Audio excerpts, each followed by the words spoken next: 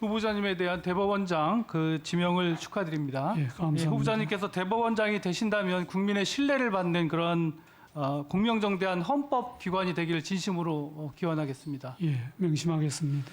후보자께서는 2014년 3월부터 2020년 3월까지 대법관 생활하셨죠. 그렇습니다. 예, 후보자께서는 2014년 2월 18일 대법관 인사청문회 당시에 민주주의 국가에서 주권자인 국민의 자유와 인권을 보장하는 최후의 보루가 되는 것이야말로 대법관이 수행하여야 할 가장 중요한 사명이자 기본적 책무이다라고 말씀하셨고, 최고법원인 대법원이 법률심으로서 제시하는 공평무사하고 불편부당한 법적 판단이 모두가 인정하고 신뢰하는 최종적 기준으로 받아들여져 우리 사회가 안정과 평화 속에서 더불어 함께하는 사회가 될 수 있도록 온 힘을 다하겠다, 이렇게 말씀을 하셨습니다. 그렇죠? 그렇습니다. 예, 후보자께서는 그러면 대법관으로 재직을 하시면서 좀 전에 이렇게 말씀하신 그 말, 그 잘 지키고 퇴임하셨다고 자평하십니까? 그렇습니다. 그 아까 오기영 위원님께서 보수적이라고 하는데 아까 인사 말씀에서도 소개 간단하게 했다시피 아마 저보다 그 진보적인 판결을 많이 낸 사람이 없을 겁니다. 찾아보시면. 예. 후보자께서는 대법관 인사청문회 당시에 인사청문회를 한 번은 하지만 두 번은 못하겠다는 취지로도 그때 말씀하셨습니다. 그런데 후보자께서 이렇게 두 번째 청문회에 서게 된 그 이유가 각오가 남다를 텐데 어떤 이유로 이렇게 청문회장에 쓰셨습니까? 이렇게 저는 늘 둘러볼 때 주위에 훌륭한 분들이 정말 많았습니다. 예를 들어 뭐 환경을 하는 사람도 있고 심지어 어떤 분은 평생을 산을 아름답게 가꾸어서 나라에 기증하는 분도 있고, 그걸 보면서 저도 마지막 남은 저희 이 생을 그래도 국가와 국민들을 위해서 주어진 임무 소명이 있다면은 한번 최선을 다해서 해봐야 되겠다, 그런 각오로 쓰게 되었습니다. 예, 우리나라 헌법은 삼권 분립, 즉 입법, 사법, 행정의 삼권 분립을 보장하고 있습니다. 특히 사법부가 행정부나 입법부로부터 이렇게 독립되는 것은 매우 중요하다고 생각합니다. 동의하시죠? 그렇습니다. 예. 그래서 사법부 판결 내용에 대해서는 외부에서 법리적인 측면에서 뭐 입장을 표명하는 것은 가능하지만 법리 해석을 넘어서서 비판이나 비난을 하는 것은 안 될 것이라고 봅니다. 그렇죠? 당연합니다. 예.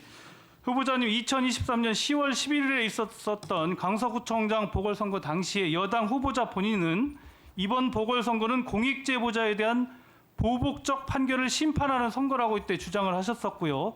또 국내 유수의 신문사도 그 공식 사설을 통해서 강서구청장 선거는 강성 좌파 대법관의 유죄 판결 및 김명수 대법원에 대한 심판이다, 이런 내용을 실었습니다. 이는 정당한 비판을 넘어서서 법원에 대한 과도한 비난으로 보이는데 어떻게 생각하십니까? 예, 다른 부분은 모르겠지만 확정 판결 자체를 부정하는 것은 온당치 않다고 생각합니다. 그렇게 생각하시죠? 예.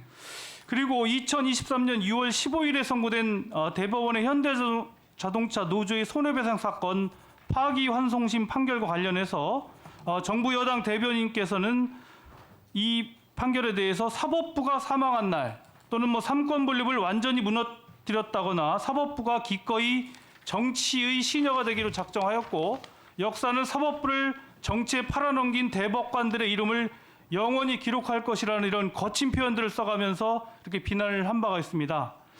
후보자님, 이상 말씀드린 판결들을 포함해서 정치권 또는 언론 등 사법부가 특정 판결 또는 법원 행정의 어떤 행위에 대해서 과도한 비난, 비판에 대해서는 향후 그 대법원장께서 되신다면은 이런 거에 대해서 어떻게 대처할 생각이십니까? 예, 저희들은 누누이 말씀드리지만은 건전한 비평은 얼마든지 받아들이겠지만은 도를 넘는 판결 자체에 대한 비난은 삼가해 주셨으면 하고 희망을 하고 있습니다.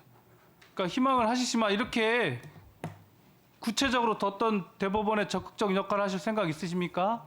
예, 그렇습니다. 뭐 가능한 방안이 있다면은 예. 한번 논의를 해보겠습니다.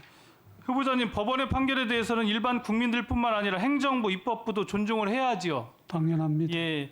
그런데 행정부가 법원의 판결을 존중하지 않는 행태가 있어서 후보자님께 의견을 묻도록 하겠습니다.